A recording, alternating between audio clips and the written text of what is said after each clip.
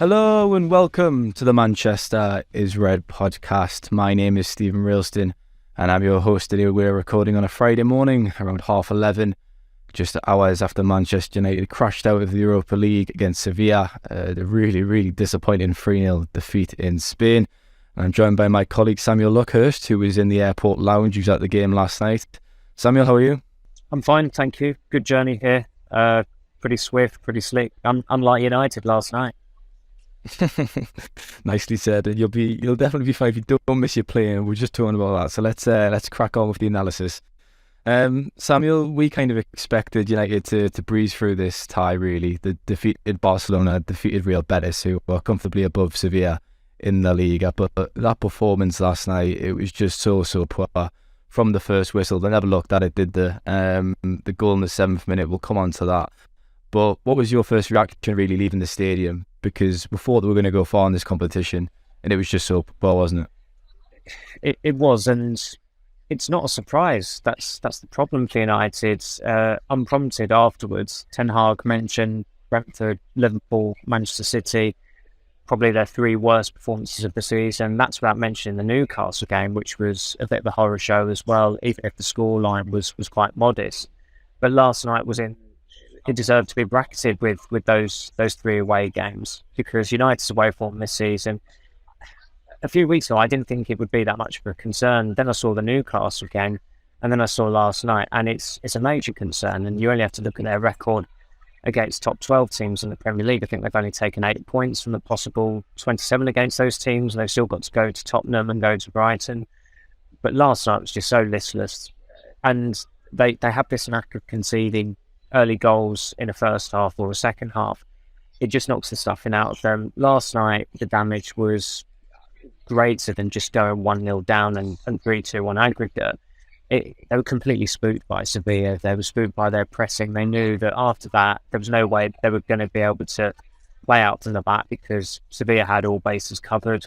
But they should have known that before the game. You look at the first goal, although Harry Maguire calls for it, and a good player would not only know what to do with the ball before he gets it, but he would know, he'd be aware of his surroundings. De Gea should not be passing him the ball there. And I think I'd almost pretty much written my piece in the second half, and I looked up expecting it to say like 85th minute on the screen, and it said 62nd minute. It just seemed that much of a fait accompli that United were not going to do anything in that game.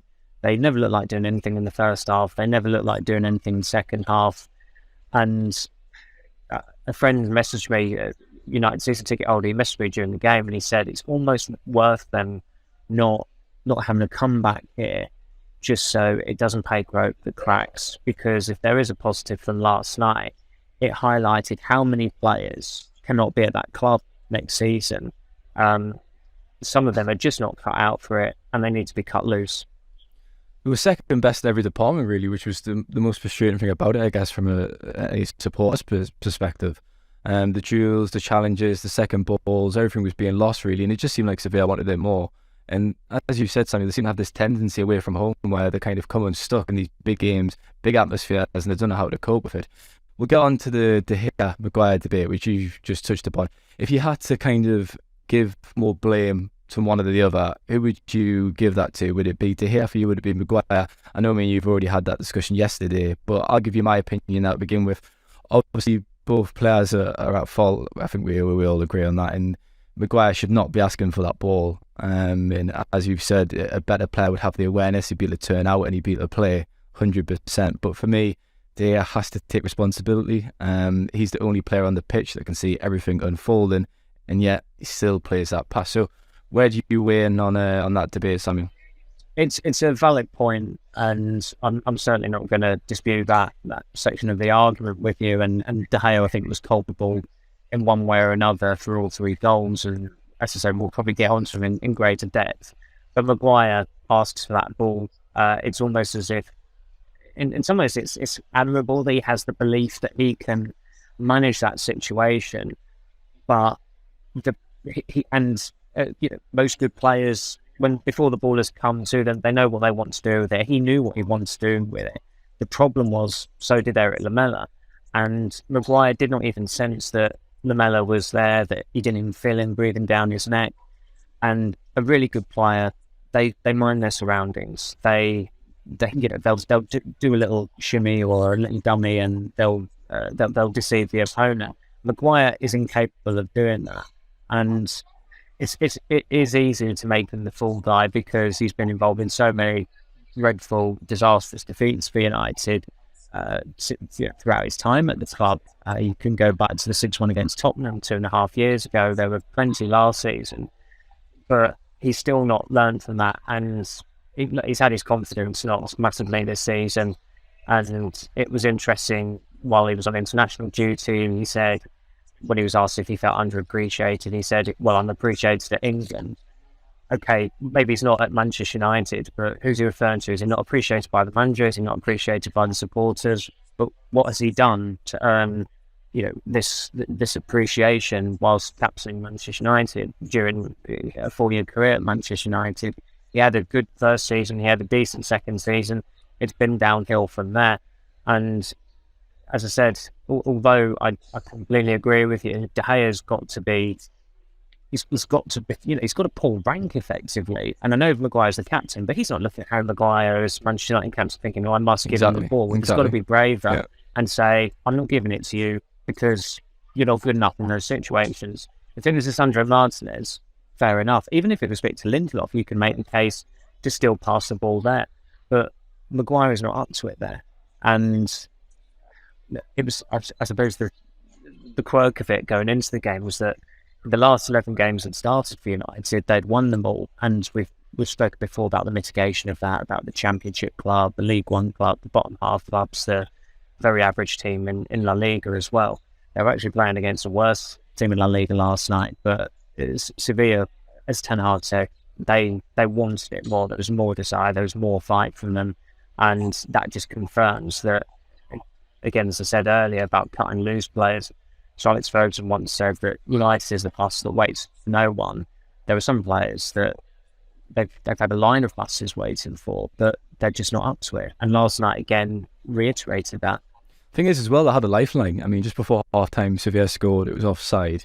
You go into half time, it's 1-0. Ten Hag, gets them in, has a talking, and then to come out that second half and to concede immediately, that was really unforgivable. That obviously Rashford and Shaw come on, and those changes were almost made redundant at that point because the game's gone. It's 2-0. The die's gone, which was a shame, really.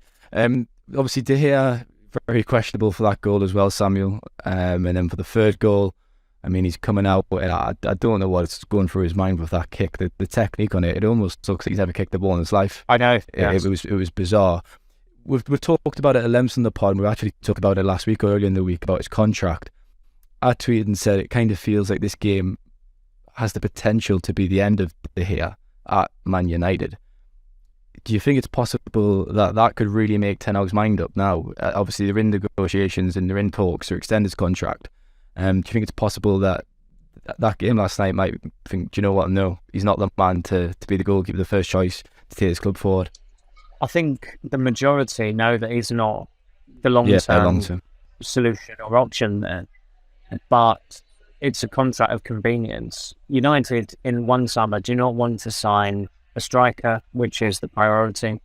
They don't want to sign a midfielder, which also Ten Hag likes on top of that. Sorry, they do want to sign one, I should say. They might need a centre-back as well if Maguire and Lindelof go. And if you need a new goalie on top of that, that's a new spine entirely. And it's just inconvenient for United. It sounds daft given that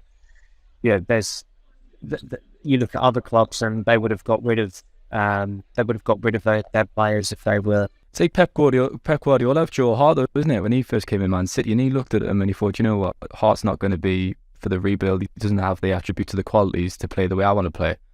And I kind of look at that right now at Ten Hag and De Gea and think, it's surely considered the same. But he was praising him, wasn't he, at the press conference the day before the game? Well, he called him multifunctional, which none of us believed, and it was the worst time possible. Well, it was more dysfunctional than multifunctional. Yeah, you should absolutely write that. And as I said, all 3 goals preyed on his weaknesses. The first one, he can't play out to the back. His distribution isn't good enough. The second one, he's not commanding enough for crosses. I mean, he didn't need to come out of his area of that for the header. And I know the connection's not clean, but it's a savable header. The ball actually loops over De Gea and he just doesn't adjust his feet quickly enough to clear it away. And the third one, whenever he comes out of his area, he's a liability, and that's why he doesn't come out of his area very often at all. I remember that was one of the questions of him when we spoke to him in Perth during pre-season about coming out of the area, and then there were a couple of occasions early on under Ten Hag where he did it, and it was almost if I think he might have come out of his area as many times as last season in the first few games under Ten Hag. There's some kind of stat like that, but although he's still a brilliant shot stopper, he has stood still as a goalkeeper. And you look at Alisson and Ederson, they eclipsed him some time ago, years ago. Thibaut Courtois is the elite match winner at Real Madrid. The two Milan clubs are in the Champions League semi-finals. They're there with keepers who have been bought in the last 2 years, and Mike Magnus and Andre Onana. So, and every time United negotiate a new contract with De Gea, his stock is lower than it was previously. In 2015, he was the most important player of the club. Nobody could dispute that at the time. He was two-time player of the year. Real Madrid wanted him. In 2019, his form had tailed off, but he banked enough credits for it to be seen as a bit of a coup that he was sticking around 4 more years. Now, they are actively trying to give him a new contract, so he doesn't get a pay rise, because if they extend his current deal by a year, he's on a salary hike next season, because they're almost certainly getting back in the Champions League. And when you're doing that, when you're clearly aware that the asset is actually in some ways a weakling, then you've just got to make the ruthless decision to cut him loose. But I suppose what I would say in United's defence is that there's not an outstanding goalkeeper out there who everyone is saying he has to be the replacement for David De Gea. United saw how difficult it was replacing Peter Schmeichel. They didn't get that right for 6 years until Edwin van der Sar came in, and it's a huge job to actually identify who's going to be their next long-term goalkeeper. What I would say that doesn't reflect well on United is that they had a very easy succession plan there with a goalkeeper they've blooded. I think Dick Henderson joined the academy in 2011, so 10 years, but they had a manager who just did not have the balls to make the decision, who told Dean Henderson who was going to make. And now you've got Dean Henderson so bitter that he wanted to play against Manchester United this season, and you've got another goalkeeper who, on his days, is really not got the skill set that's required of a modern goalkeeper operating at that level. The goalkeeping situation's been a bit of a mess for a good few years now, with the whole Henderson, De Gea handling, and that was Solskjaer's fault. We've written at length about that. David Raya is a name that's obviously been quite heavily linked with the club, but for me, he's not good enough to be a first-choice goalkeeper at Manchester United. And his performances recently have backed that up for me. Samuel, your report was kind of angled on 5 players that you think started and should not be at the club next season: Maguire, De Gea, Wan-Bissaka, Sancho and Martial. Martial came off injured again, didn't he? Of course, and inevitably it seems. Out of those 5 players, do you think, would you be surprised to see more than one leave? Because when you look at that list, obviously Maguire's days seem numbered. The negotiating the deal with De Gea, but beyond that, I can't see any takers for Martial. I think Sancho will stay. I think Wan-Bissaka will probably stay as well. It has got the makings of the season-long loans, take their wages off the Suns for the whole season, because that is a relatively sustainable way of mitigating the financial issues that clubs now face. But with Martial, given his contract, and that he's got 1 year left, and then there's the option of an additional year, they've got to be as proactive as possible in time to get him off the books permanently this summer. Jadon Sancho, he's just hiding at the moment. That he is an absolute shadow for an initiative and probing winger who was so in demand at Dortmund. I don't know what he's playing at sometimes. And when the team dropped last time, see Rashford on the bench and Sancho starting, you think, okay, the earliest point that Rashford will come on here will be at half-time because Sancho might be underperforming. And unfortunately, the script was too predictable with Sancho. He played like someone who was on borrowed time. I think he ducked out of one challenge as well. Manchester United's just too big a club for him. There's no shame in him admitting that. There was no shame in Manchester United signing him. He was a player who had the qualities that were what United needed at that time. He was a very worthy signing, but it's not worked out. I think if United are to truly restore standards, they need to get back to this way of operating where, okay, if you don't perform in your first year, you can bed in the second year. A bit like City have done with their players. How many Guardiola signings have underwhelmed in the first season and been brilliant in the second season? Grealish, the most recent example. There's been Riyad Mahrez, Bernardo Silva, John Stones. Yeah, the list goes on. And then if you don't hack it in the second season, if you don't cut it, then you cut loose. That's what United need to get back in the habit of doing. But then you look at Anthony Martial, who's been there for eight seasons. This is his 8th season for it. He's had 2 truly good seasons. So a quarter of his time at Manchester United has been an individual success.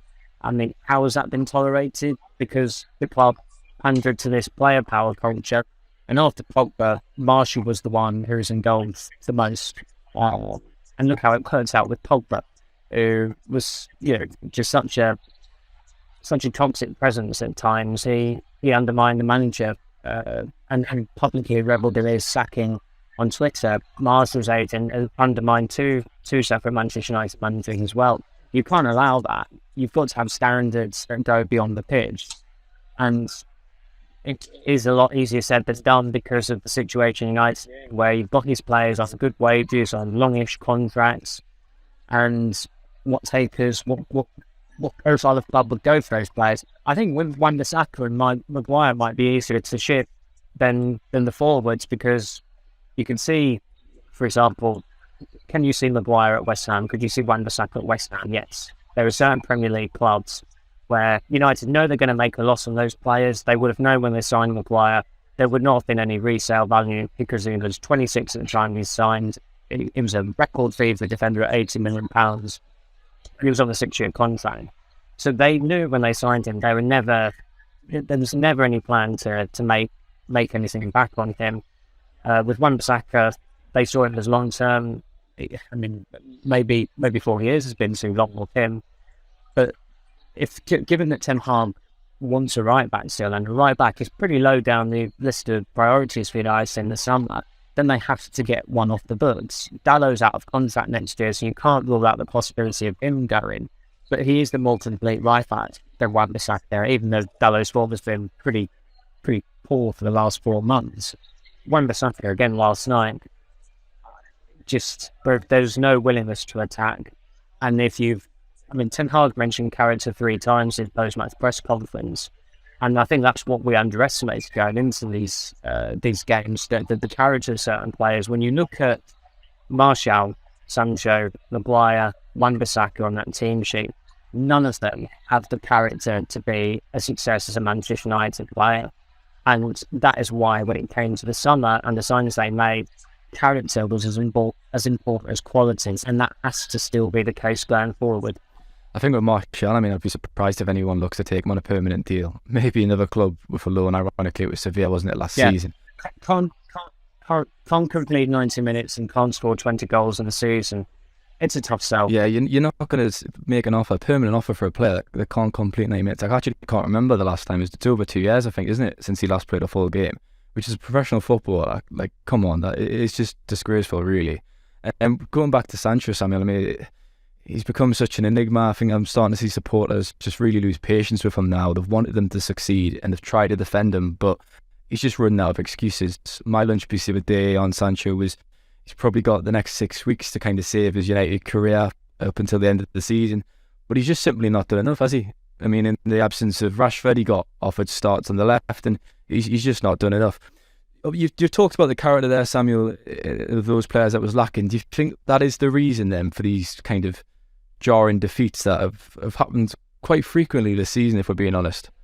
I think so, and there's also an element of last season, United being unnerved by crowds returning. It felt like they've been a bit more uncomfortable, having been comfortable in stadiums when it was behind closed doors, when the games were behind closed doors, which is very strange for professional football. If you want to, for most of your life, you're accustomed to playing in front of supporters and match goers.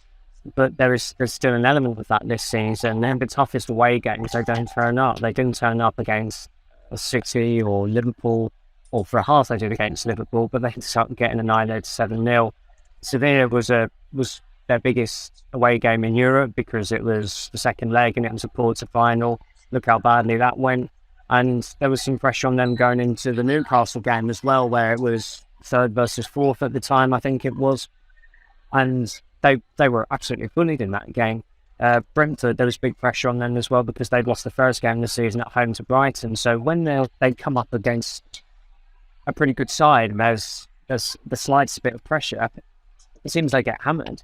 And that doesn't bode well when they have still got two pretty big games away from home in the Premier League against, as I said, Brighton, which I think is on Thursday week. But of course, before that, it's Tottenham on Thursday. Okay, Tottenham are in disarray, and you wouldn't bracket them with Newcastle, Liverpool, or City in terms of the difficulty level of going there. But they've still got quality to embarrass United. They hammered United 6-1 at Old Trafford a few years ago, even though it was, you can take you into the mitigation of behind closed doors games, and there were some strange results, but they've still got two, on their day, probably world-class players in Kane and Son who can cause complete untold damage. And it was reassuring, I thought, for United and the supporters that Ten Hag wasn't looking for excuses last night. He didn't say, we've got both our centre-backs out, our left-back was on the bench, our top scorer was on the bench, the de facto captain was suspended, so that's half the outfield team. But last night confirmed that some of the squad members, the backup players, they are just not up to it. And I just said that before last night. I think a lot of fans would have said that before last night. So in some ways, for United, it may be a blessing in disguise that this has happened. And they're not going to get comfortable. They're not going to allow it to poke over the cracks. The evidence is quite stark, actually. I mean, when Marshall came off, Weghorst only came on after Anthony rolled in, because Weghorst hadn't realised that Marshall had gone off the pitch. Well, there probably have been a lot of fans who didn't realise that Marshall had actually stepped on the pitch. He was that anonymous. And when he was walking around the pitch, there were probably some Sevilla fans thinking, oh, crikey, he played for us last season, didn't he? He scored one goal. I mean, you can see why they didn't make that deal permanent. And that's what I mean. United have got to get ruthless with these players who have had unseen chances at the club. Mourinho was able to let Marshall go because Marshall wants to go. United sided with the player, wrote for the manager. Look what happened that season. They sacked Mourinho, they finished 6th, and then they deluded themselves for the best part of 3 years under Ole Gunnar Solskjaer until they plumbed to the depths of 5-0 thrashing against Liverpool. Pep Guardiola saying it was okay to only win 2-0 at Old Trafford, and was getting hammered 4-1 at Watford. They'll definitely remember Marshall because they actually booed him last season. They whistled him. They whistled their own player, and that says it all.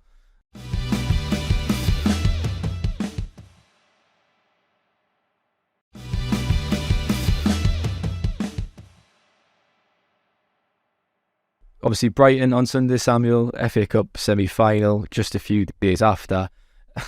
Hardly the ideal preparation going into that game. The bookmakers have actually made Brighton favourites for the match, which probably isn't a surprise considering the team news, I think.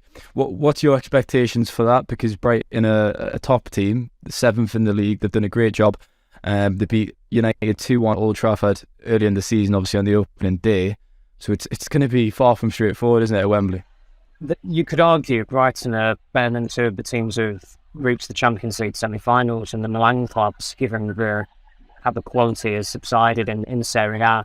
You watch the way Brighton operate. Even when they lose, they seem to be pretty unlucky. They have a lot about them. I'm struggling to recall a Brighton game this season where they've lost and the manager has torn them to shreds or accused them of lacking character or lacking desire, which has been the case with United. I mean, a few colleagues went down to the mix zone last night. Of course, most of the United players disappointed them, so they left early to get back on and file Ten Hag. And then we were informed that, Luke Shaw was where are you? Luke Shaw was going to Tunisia.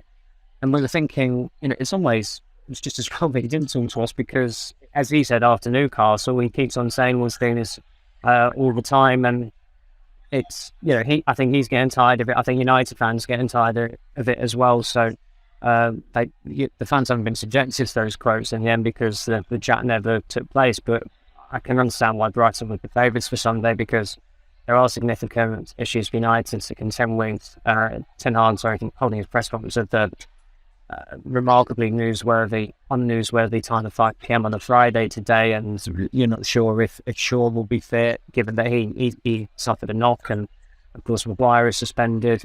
So it would be interesting to see what he does, and is Marshall going to be fit for it? Even if he is, would you play him? I think Ten Hag might have to get quite creative. If, say, Marshall's out, you could argue play Rashford up front and bring Fernandes back into the team that play him on the wing, because Jadon Sancho can't play. He doesn't deserve to play.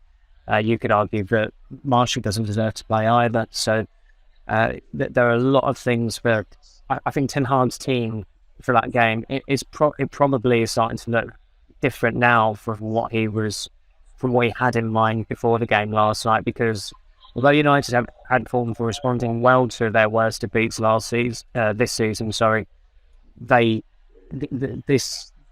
significance on this one, it's not quite the level of Liverpool in August, but there's a danger the season could peter out now, which would be a pity, because this should still be remembered as a successful season and a progressive one, but they still have this propensity for serving up results and performances that are more in keeping with last season. Yeah, Brighton will be smelling blood, I think. But as you said, it is a good point. This team has got form for bouncing back. Obviously, a few harrowing defeats this season, but they tend to respond under Ten Hag, which has been encouraging, obviously. And they really need to do that on Sunday. They need to stand up and be counted and really deliver, because that was a really, really disappointing performance. And as you said, the season's now in danger of kind of petering out. And they won the Carabao Cup. There's been great progress, and that'll be a great shame.